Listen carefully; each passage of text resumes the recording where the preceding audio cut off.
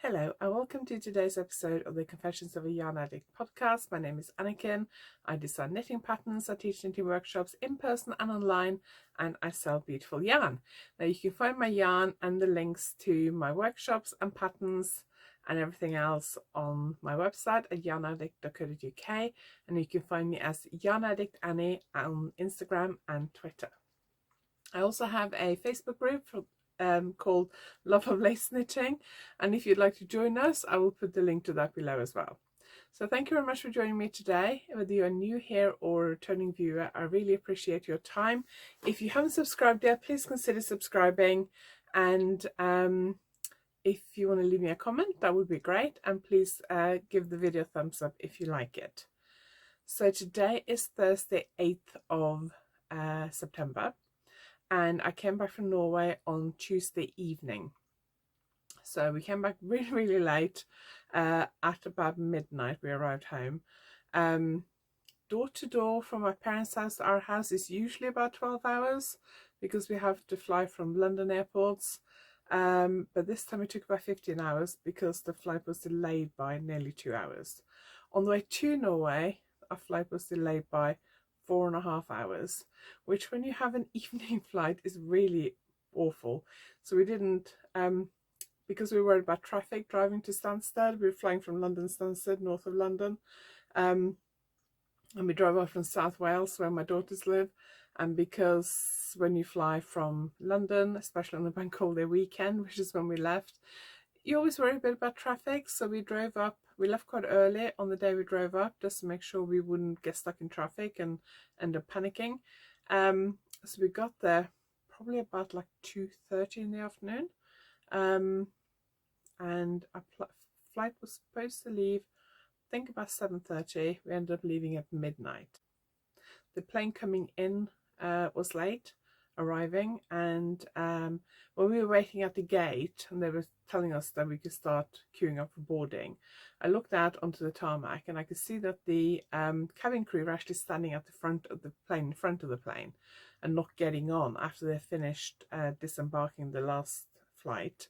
And I don't like queuing up for boarding too early. I don't really see the reason to be first in line for boarding, because quite often they will check your passport and your boarding card, and then they will make you wait in the tunnel down to the plane for ages, and that's usually quite unpleasant. So I was like, I'm not queuing up to they're finished, till they're actually ready to start getting us on the plane. So we just stood there watching, and we could see that the cabin crew were hanging around outside for a long time, which is unusual.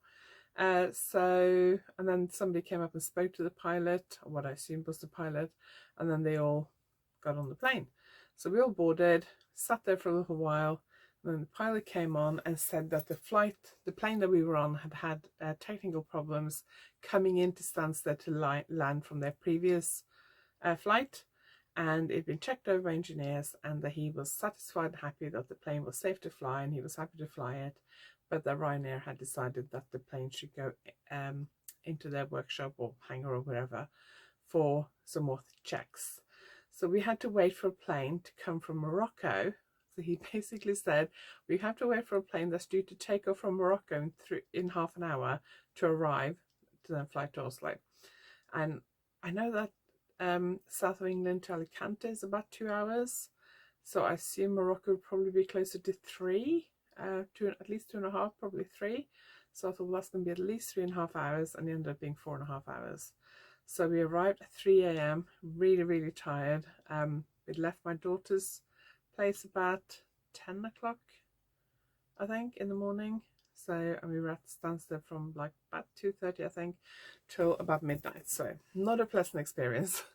But we had a really good time in Norway. We did loads of stuff, visited yarn shops, visited a yarn show, did some yarn shopping, went to loads of beautiful places. So I'll share some little video clips from what we did. I'll talk about what I bought. I'll talk about what I knitted. I'm going to talk about a couple of new publications that arrived while I was away. And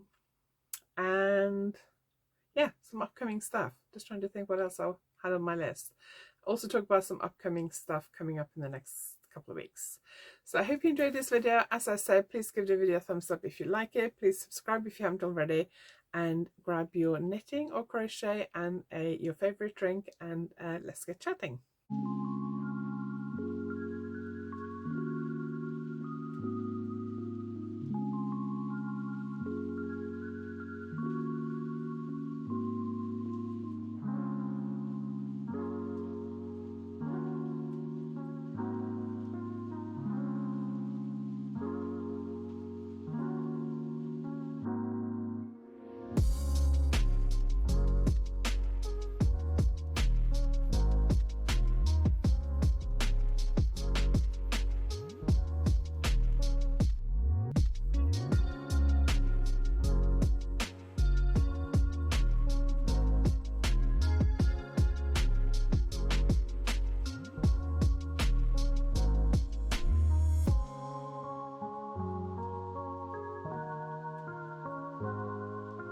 So before we went to Norway, I saw on Instagram that there was an event in Oslo called the Knitters Market that was due to be held last weekend, so the weekend before we came back. So when I saw it, I checked the date and I thought, yes, I'm going to be in Norway by then at that time, so that'd be great. I really want to go. And my parents live about 40 minutes outside of Oslo by train, and this event was in the city centre, so it was about 15 minutes walk from the train station. So I thought, great. I asked my mum if she fancied going, because she's a knitter as well, and she said yes. So we made plans.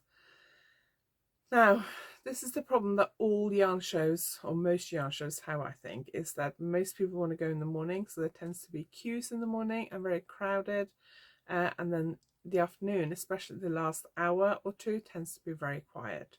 The last hour at any yarn show I've ever been to has been completely dead, really, really quiet. So we probably should have planned a bit better and gone in the afternoon, but we all suffer from various chronic pain issues, and they tend to get worse as the day goes on, so we were kind of keen to get on with it and go in the morning.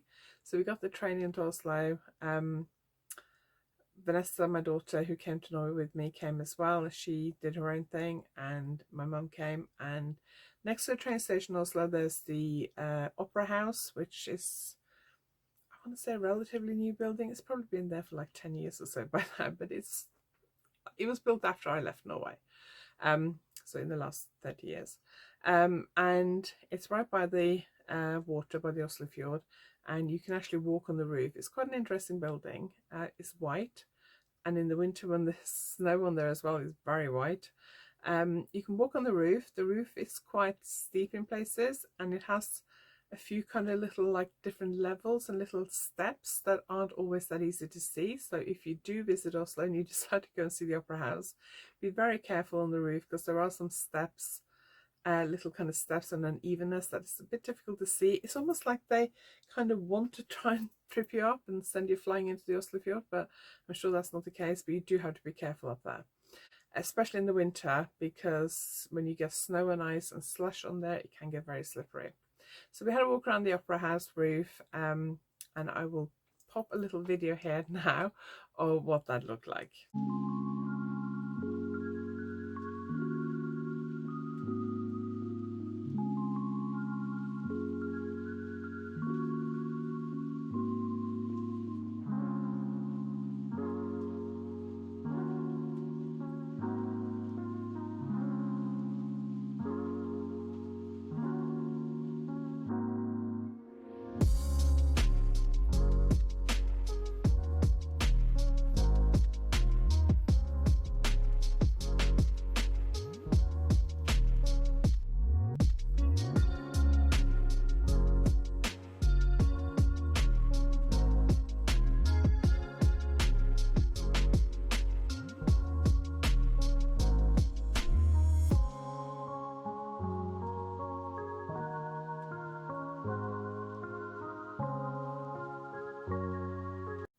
So we went to a town called Ski, which is probably about halfway between where my parents live and Oslo, and it is they have quite a big shopping centre there, indoor shopping centre, which is quite nice, and they have a very nice yarn shop there called Nestemit. I'll put it on the screen what the name is in Norwegian.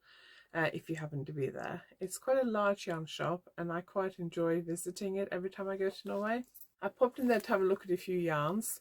I had a call for design submissions from a magazine, which I was expecting while I was away, but it's difficult to know what the theme is going to be, what the colour scheme is going to be. So I brought some yarn for another design submission that arrived, I think the day before I left, maybe 2 days before I left, and I packed a bit of yarn to make some swatches for that. But I was expecting this call for designs from another magazine as well, and I didn't know what the colour scheme was going to be. So we were going to this town anyway, and I popped into the yarn shop because it's a nice yarn shop. It's quite big, especially compared to British yarn shops, which tend to be fairly small. And the yarns I bought were mainly based on the fact that I had to work up something for this design submission, and the colour scheme was quite bright, but there are colours I like as well. So first I got some Rauma Finulgarn, which is 100% Norwegian wool. It's a Norwegian yarn company. It's 175 meters per 50 grams, so it's about 4-ply. That was the yarn I used for my the yarn I used for my Voss hand warmers and mittens. These are the hand warmers which fit me. I wore these a lot last winter, and even though I wore them a lot, especially on the inside here where I'm holding on to the dog lead and the steering wheel and things, it's not really worn that much. It still looks quite good. It's fluffed up a bit, but it's not really peeled or worn that much. Okay, so I actually had a look on the shelf behind me. Up there I could spot my Rauma collection, and these were the yarns I got last year when I went to Norway, and I already had these colours. And guess what? That colour is the same as that one. So I got 2 of that pink. I didn't realise I had that pink. I knew I had that grey, and I knew I had that lavender, but I didn't know I had those 2. So I've now got 2 of that pink. But I did use some of this pink for this design submission, so that was really what I bought it for. But I also thought, because I knew I had this grey, I thought that would make quite a nice pair of hand warmers or mittens for this winter. That's kind of also why I bought it. So that's my plan, is to knit a pair of hand warmers.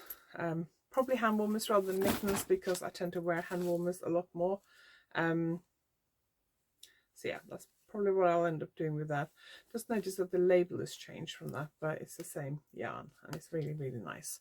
Great for gloves. It is wool, and I find it a little bit itchy to wear like around my neck and things, so it will be a pair of hand warmers or gloves, I think, mittens, something like that. And then I also got this ball of alpaca silk also from Rauma.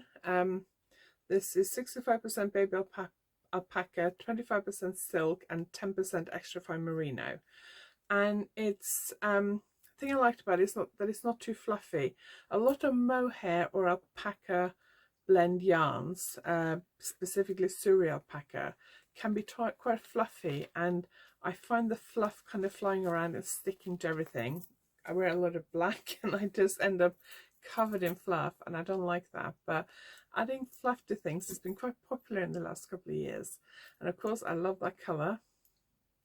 So I only bought one ball, which it's only 25 grams, so it's only 200 meters, so it's not a lot. But I did consider going back and getting some more, but I wasn't sure what I'm using it for. So I thought I'll get one, and then if I decide I want to use it for something, I can always ask my mum to get me more and post it. Or if I decide next week I want some more, I can ask my mum to get it for me if she has time, and bring it to Spain, because I am going to Spain to meet my parents in about a month's time. So we'll see. I'm kind of thinking I would like to knit a sweater. And maybe hold this double with one of the Monos Fino yarns, but I haven't decided yet. But I actually used this for the design submission I had to work on, so I have used a little bit of it, and it is really, really nice. And then the last yarn I got was mainly for this design submission, was from another Norwegian yarn company called Dallegarn, and it's called Soft Merino.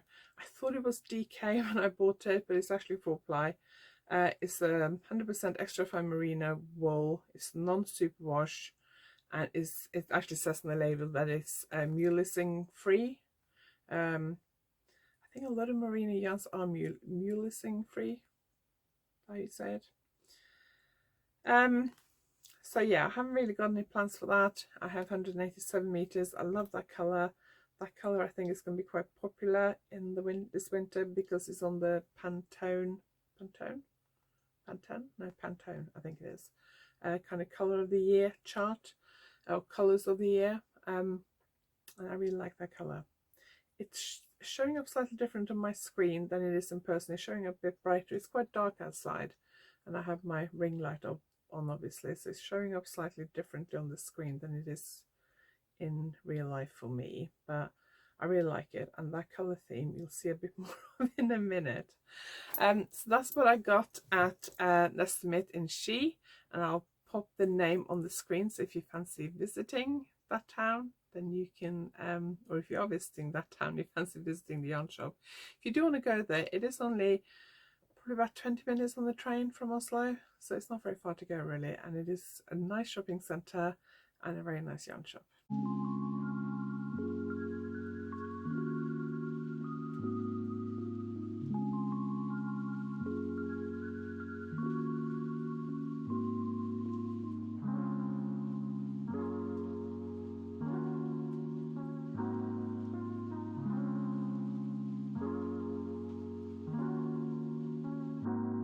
So when I went to the knitters market, I didn't really have any specific plans for what I wanted to buy, but I knew there was one company that specialised in project bags and bags generally for knitters.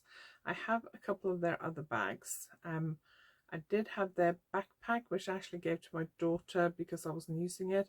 I have another bag which is actually hanging over there, but it's got some other stuff piled on top of it, so I'm not going to move it.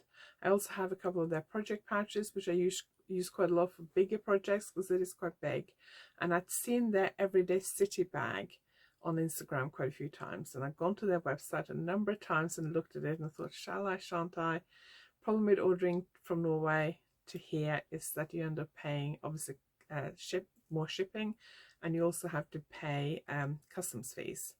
I could have had it sent to my mum and then got her to send it to me as a gift, and then I might get away with not paying customs fees, although it depends on the value you put on the parcel, but then I would end up paying shipping twice. So, and also I wasn't sure because sometimes you see these things and I thought, is it going to be too big? Is the colour going to be right? I'm not sure. So I kind of kept going to the website looking at it, but I did kind of have it on the back of my mind that if they had this at a show, I may go for it. And I did have some birthday monies that I could spend because my birthday was 2 days before we left. So this is the Everyday City bag from Plystra. Now they do ship worldwide, so I will put their link below. They are also stocked by various yarn shops around the world. I know that Knit with Attitude in London used to stock their bags. I don't know whether they have any current stock in at the moment, but they used to stock Plystra bags. And I've also seen shops in the US and things stock their bags. So the best thing is probably to go to their website, which is, I'll link below, and then you can see if they have a list of stockists. Again, my phone is showing this a little bit brighter than what it is, same as that. It's actually the same, yes, identical color. Told you there was a color theme. So it is designed to be a knitting bag, but you can obviously use it for anything. It's quite big. It has two handles like that, and then it has a adjustable handle, which is actually long enough to wear crossbody for me. I'm quite tall, and the lady who runs Plystra is quite short and quite small. So when I see her wearing crossbody stuff, I'm like, yeah, but is it going to be crossbody on me? And this one actually is. It has a pocket with a little popper on the front here, which is quite good. I think it's deep enough probably to put my phone in. So you can basically use this as a knitting bag, or you can use it as a anything bag really. Inside, don't know whether I can show you this, but on one side here it has a few pockets. It's got like a slightly wider pocket, then it has a couple narrower pockets, probably designed to put things like pens, pencils, needles, things like that in. And then it has 4 kind of slip pockets in total.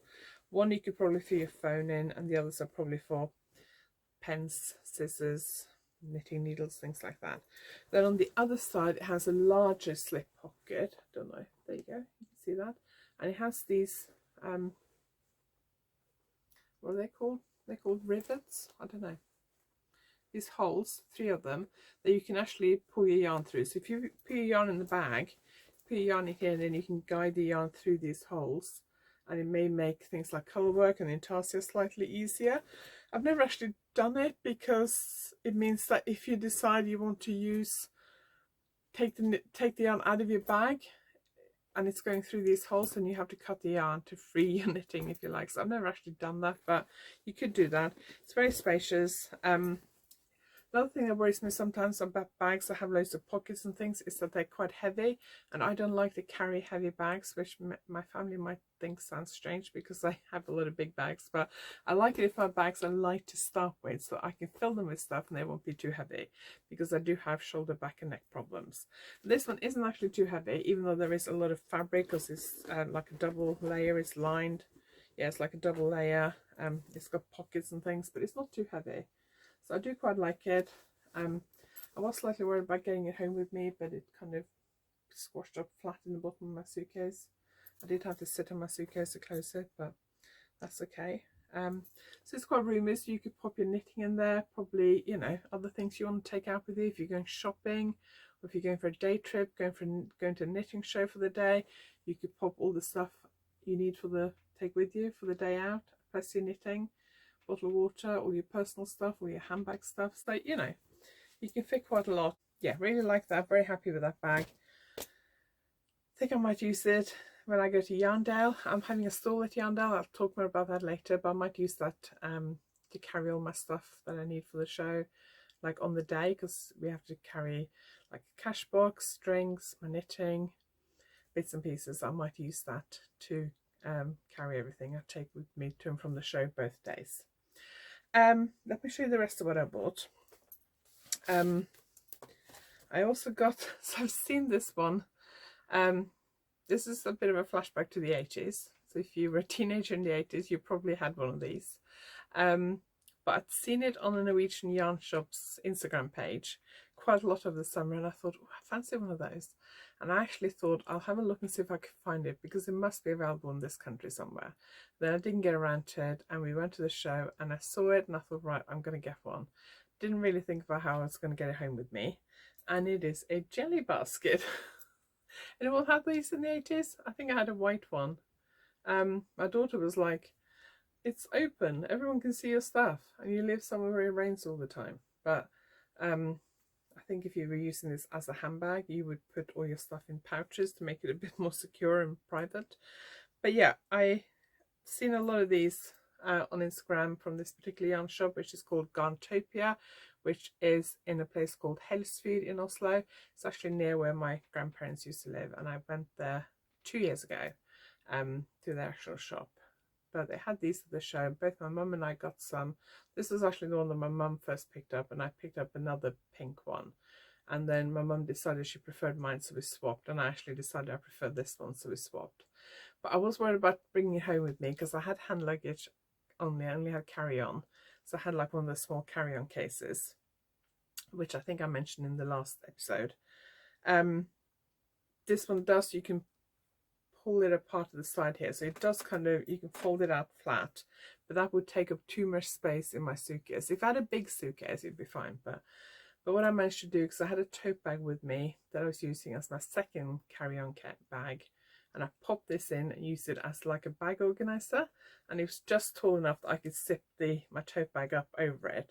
So I popped this inside, and then I put all my stuff in here, and it survived. So that's okay.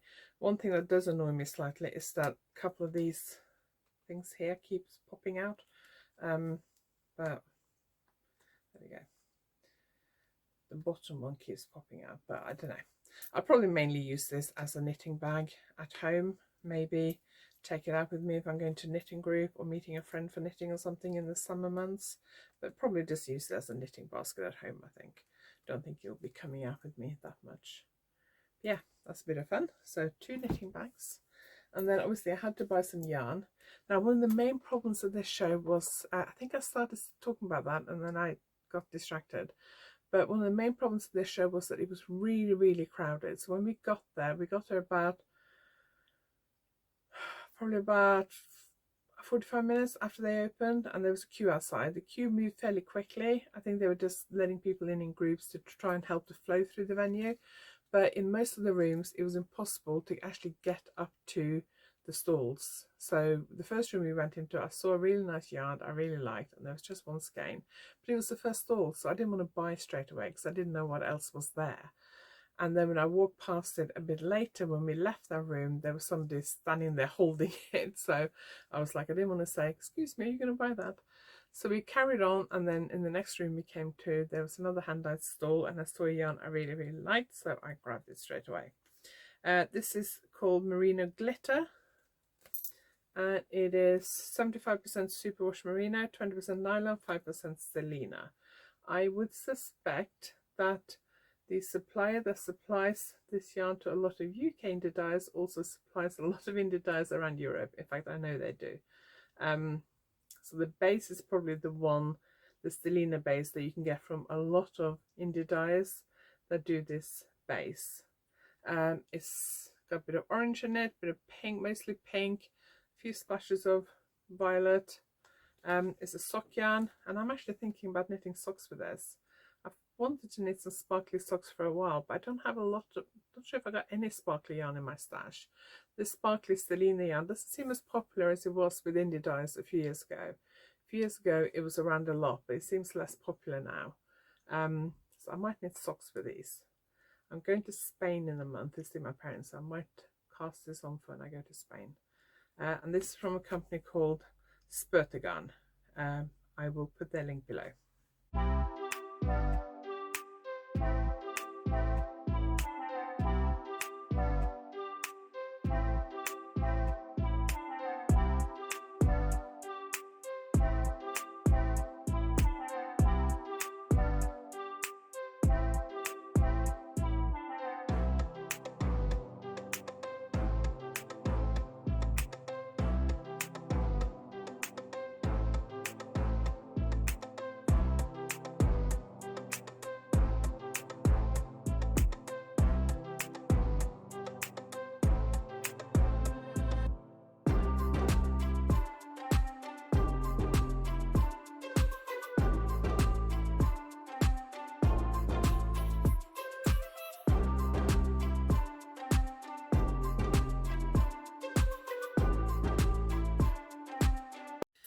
A few days before we went to Oslo to go to the knitters market, we actually went into Oslo, just my daughter and I, and did a little boat trip around the Oslo fjord.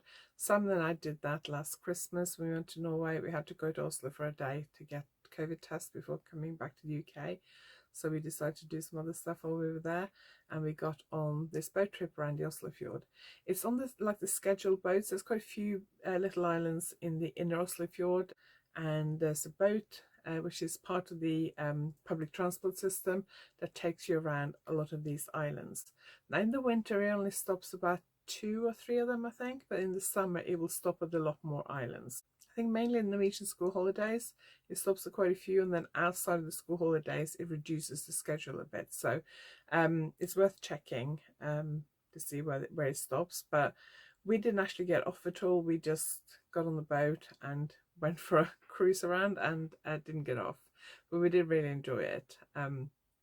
Maybe next time we'll try and get off a few places, but we didn't have that much time, so we just took the cruise or took the boat ride. It took about an hour, and if you buy a travel card for public transport in Oslo, this boat trip is included, so you can do the whole hour and just stay on the boat, or you can get off at different islands and get back on the boat. But I think the boat only runs once an hour, at least out of the summer season. Norwegian schools have gone back already, so a lot of kind of holiday schedules were being reduced while we were there. So it is a really nice trip, and it is worth looking at if you go into Oslo. There are loads of like other companies that do private cruises around some of these islands, but obviously you pay a lot more for those. So we really enjoyed that little boat trip, and I'll show you a bit of what we saw now.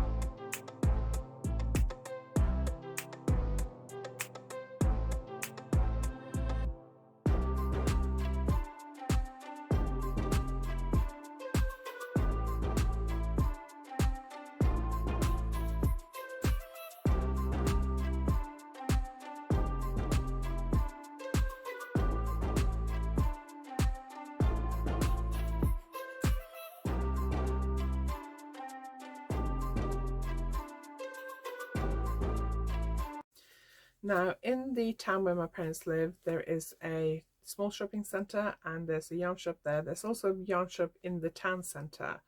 I found the yarn shop at the shopping centre a bit nicer. I'm not sure if I should say this or not. I find it a bit friendlier, to be quite honest. I didn't go to the yarn shop in the town centre this time. I was trying to avoid going to too many yarn shops before I went to this knitters market, because I wanted to be able to buy something at the knitters market. So I didn't want to buy a lot before then, and I feel like I couldn't buy anything at the knitters market. So I didn't go to the yarn shops in my parents' town before I'd been to this knitters market.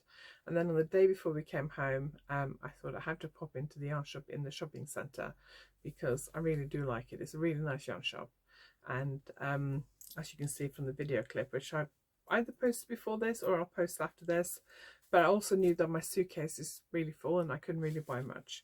But I did get 2 balls of sunless yarn, tin pagan, which basically means tin means thin. Pagan is the name of the yarn. Got those 2 colours. It's a pure wool yarn, 100% Norwegian wool. It feels a bit softer than the Denmark yarn, which I showed you earlier. But I'm actually thinking, I bought these 2 with the thought that I might make mittens or hand warmers with it. But I haven't decided yet. Maybe a hat. I don't wear hats very often, but I would guess probably hand warmers or mittens, something like that. But I just wanted to buy something there, and I haven't tried this yarn before, so that'll be fun. And then I've been really short of tape measures lately, so I got a tape measure. This says Maud's on it, so I guess the company that makes it is called Maud, and it's kind of like I don't know whether it's leather, whether it just looks like leather, but it kind of looks like leather. And then you pull it out, and then it has a button in here that you can pop it back in again, and it's not too bulky and too big, and it's quite light. And I have been struggling with tape measures lately. I've had a couple break, so I've gotten rid of those, so I'm a bit short of tape measures. And then I also got this little stitch marker which I saw when I was at the checkout, and it says, what's it say on it? Oh, it says Knitting Queen. It has a little kind of graphic of knitting and 2 needles. I don't know whether this is going to, I don't know whether you can see that. It's not great. I'm trying to zoom in, but it says Knitting Queen in Norwegian on it. It's a stitch marker, so you can pop it on your needle. I just liked it, so I bought it. I'm going to pop it back in the little pouch bag that it came in. I'll pop it over there so I don't lose it, because I nearly dropped it in the bin the other day. Pop the tape measure over there as well, so that's safe as well.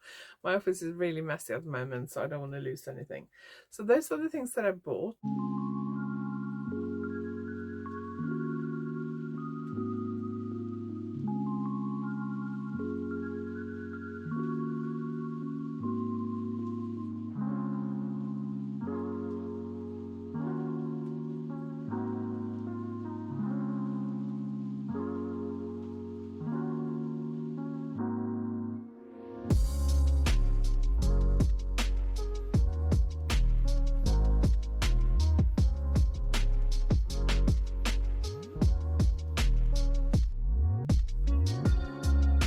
Okay, so let's talk about what I was knitting. I did bring my socks with me, but I've left it in my bag downstairs and I couldn't be able to run down and get it again. But it's these socks that I've talked about before. I had hoped that maybe I would finish the 2nd sock while I was in Norway, but I'm kind of nearly at the end of the foot, so I'm probably about here, I think. I didn't knit on it a lot. I knitted on it a bit in the car on the way to London. I don't think I knitted on it in the car on the way back from the airport. And I didn't knit a lot on it while I was in Norway. But this yarn is from All Wool That Ends Wool in their glow stick colorway, and it says 75% superwash merino and 25% nylon yarn. So that sock is just in my handbag, and I'll get around to knitting on it whenever I'm out and about.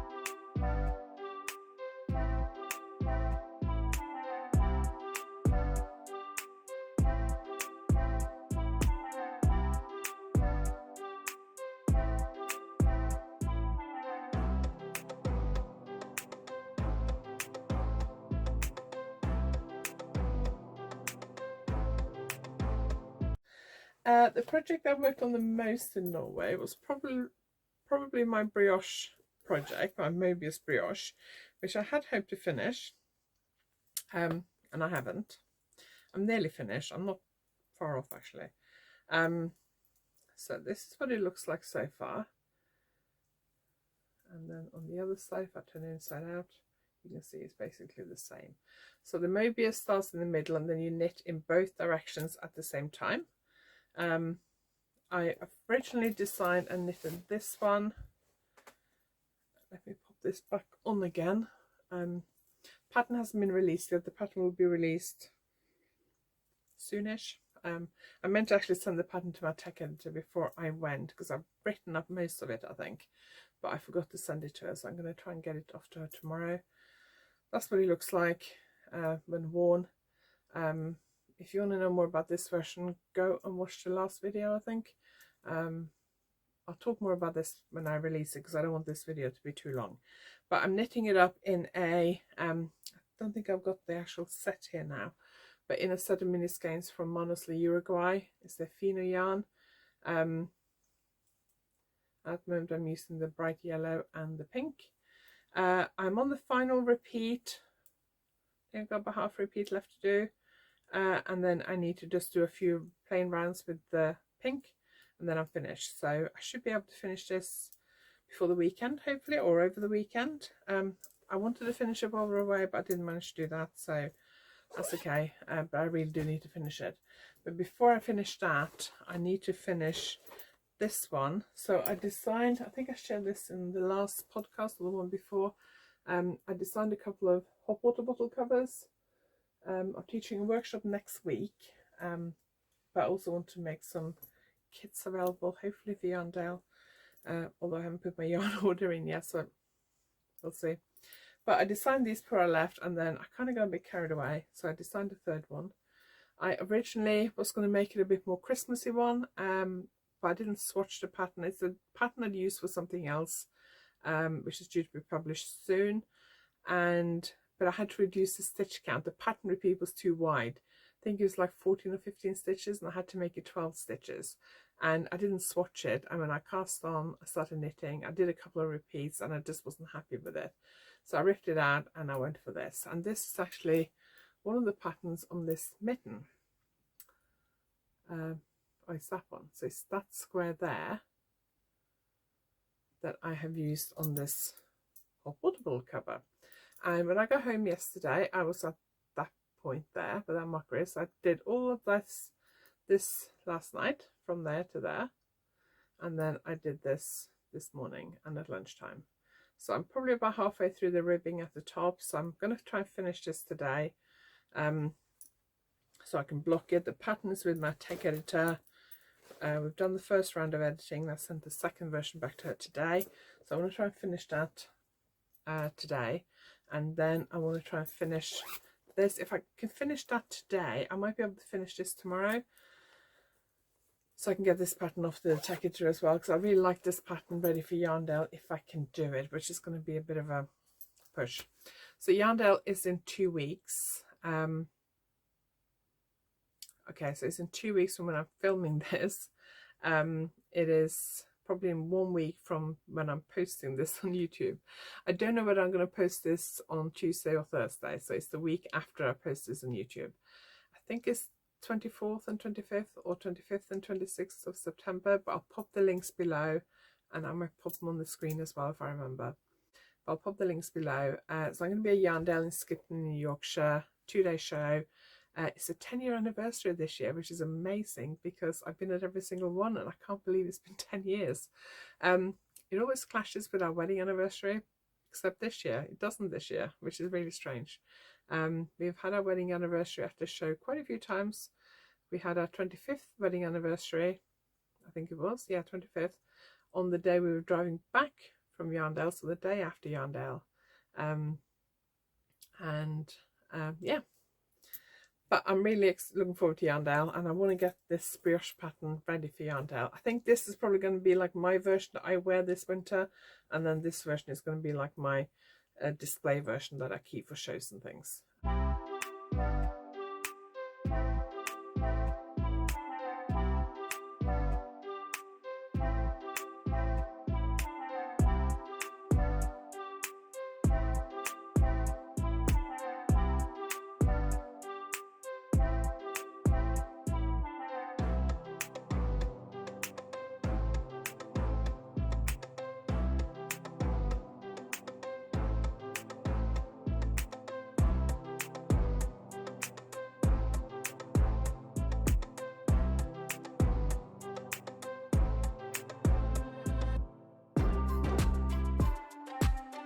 Okay, so I quickly want to mention a couple of publications before I finish.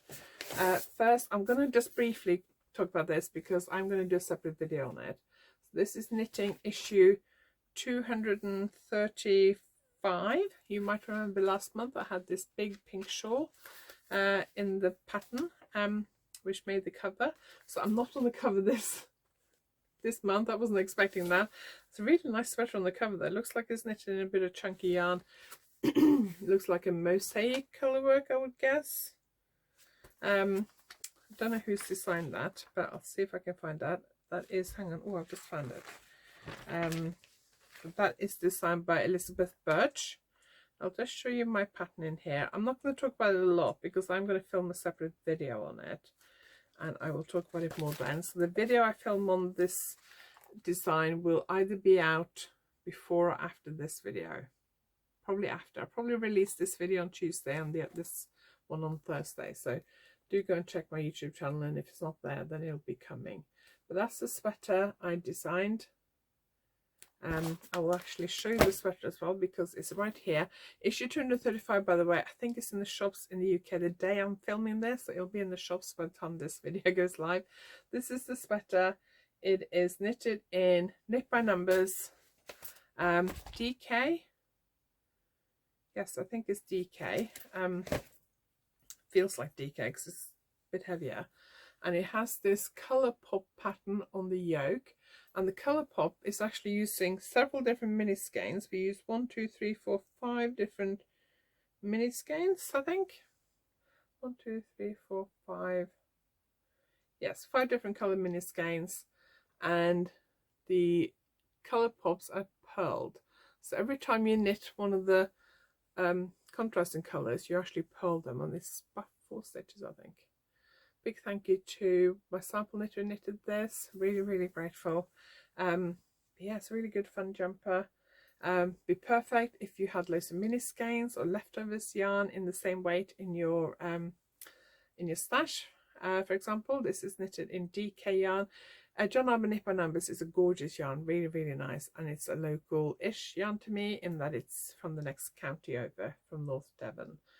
But if you wanted to get, say, the yarn for the body, and you had loads of similar yarns in DK in a similar weight, you could use the leftovers for the colour pops. You could also use a self-strapping yarn, or you could of course choose from all the mini skeins that John Arbor do.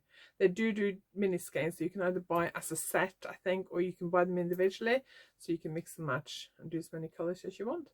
Or if you didn't want it quite as colourful, you could do all these colour pops in just one colour. So you could just do it in one contrasting colour. So I'm going to do a separate video on this and talk about more about this then. So I'm not going to talk any more about it now. And then this I'm really excited about. So I don't have the sample of this to show you, and I didn't have time to film the sample before I sent it off. I worked on this sample last autumn and I had to send it off just before Christmas. And I actually decided last Christmas that I was going to leave for Norway, I think about 10 days before I'd planned to, because the Omicron variant hit and I was worried about travel restrictions and things. So I decided I would leave for Norway earlier than I'd planned. So all my deadlines and things had to get finished, and I had to get this shawl posted off because they had to go to the Netherlands. And this is yarn, the Craft Book is in English edition, yarn number 14 by Skeppies. I know it's not pronounced sheepies, which I know how a lot of people pronounce it in the UK. I think it's something like Skeppies. Skeppies? It's not sheepies. I'm pretty sure it's not sheepies. Anyway, whatever they're pronounced, they have beautiful yarns. I have a couple other patterns coming out in magazines using their yarns in the coming months, and I really like it. They sent me their last issue of this to look at, and it was really nice. But this has got my pattern in it. So it's a 4-page photo spread, which is really nice. It's a big kind of semicircular, half hexagon shape shawl. It's kind of like a triangular shape with this panel in the middle that makes it look almost half circular. It's really nice. It's knitted in the alpaca rhythm, I think. Hang on. It just find out what the yarn is again. There we go. So it is called the Shimmy Shawl, and it's knitted in the Alpaca Rhythm, which is 80% alpaca, 20% extra fine wool. It's a really nice yarn. You could also knit it in their mohair rhythm if you fancied knitting in the mohair yarn. I've used that for something else recently, and that's really nice as well. But I really liked it. You can wear it as a big shawl. You can wear it kind of with the point at the front as a scarf. But yeah, I'm really happy with it. It's not the photographs. It's got some really nice stuff in here, so I'll do a little video clip and show you what's in here. There's crochet and knitting. There's a few articles in here, so it's a really good issue. Especially like that sweater, that's fun. So it's really nice. So if you haven't seen this, you'll probably find it, I guess you can order it online. This says English version. It's a Dutch company, so I assume they do a Dutch version as well, but this is the English version. It's called Expression. And you can probably find it in yarn shops as stock skeppies, or you might be able to find it online, I guess. So I'll see if I can find a link and pop it below. If not, just Google it.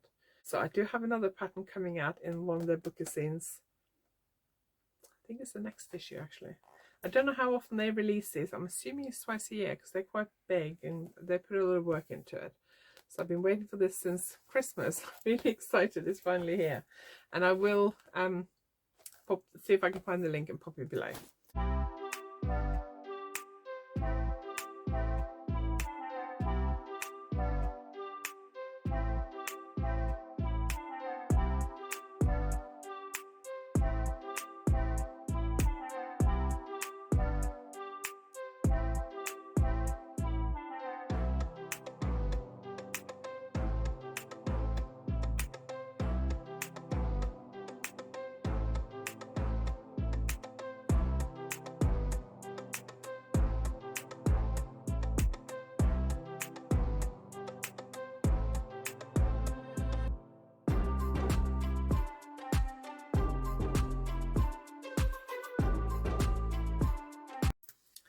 One of the days that we had, just me and Vanessa, was to an island off the town of Drøbak. So Drøbak is on the Oslo fjord, and just off Drøbak there's an island called Oscarsborg.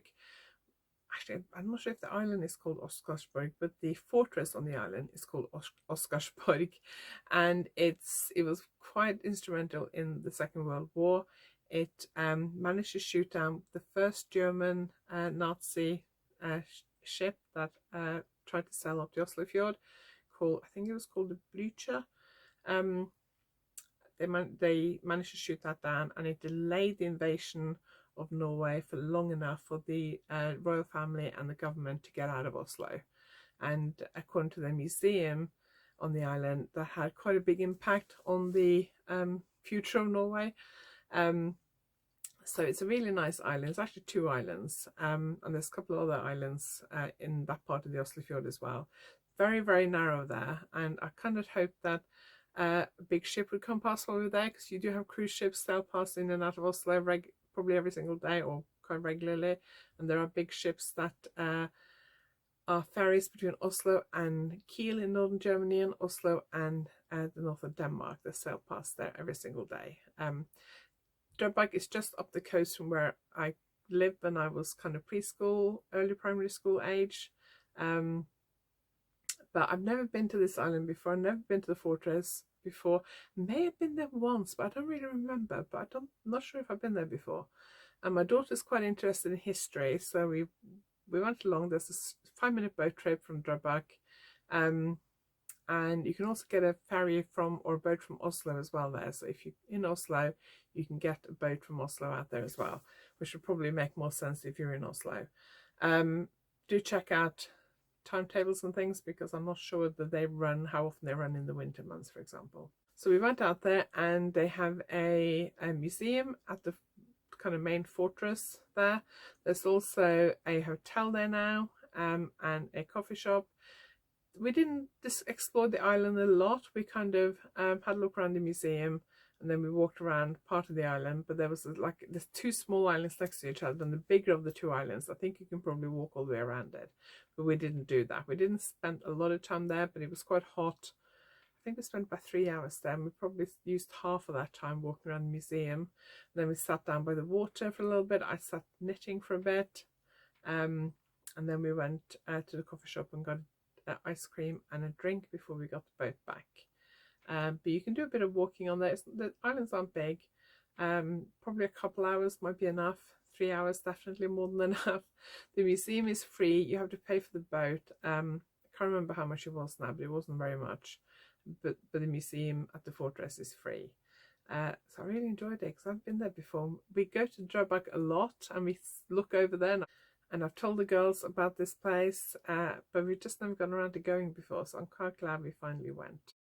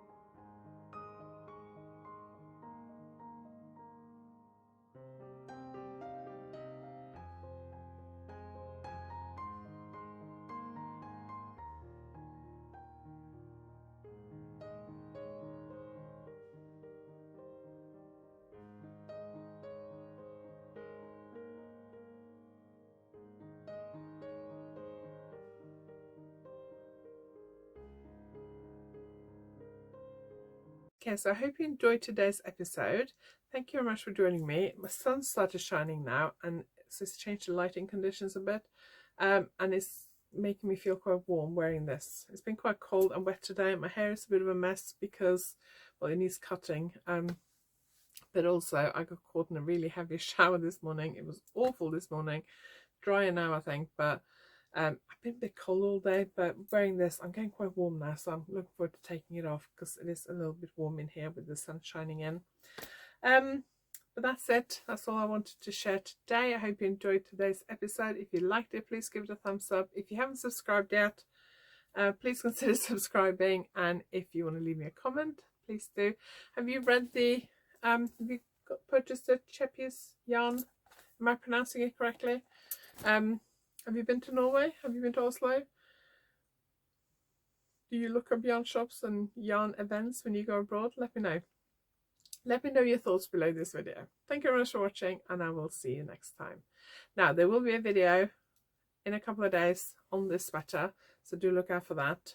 Another thing I meant to mention was that my hot water bottle, I'm knitting this. I've been knitting this on the new Knit Pro Mindful collection interchangeable needles, and I actually have a video about it that's live on YouTube today, the day I'm filming this, a week before, a few days before this goes live, and I will link that video below this video, and I'll also link it on the last page of this video. And the sun's coming in and it's making me look really washed out. So I hope you enjoyed today's video, and I will see you next time. Thank you for watching.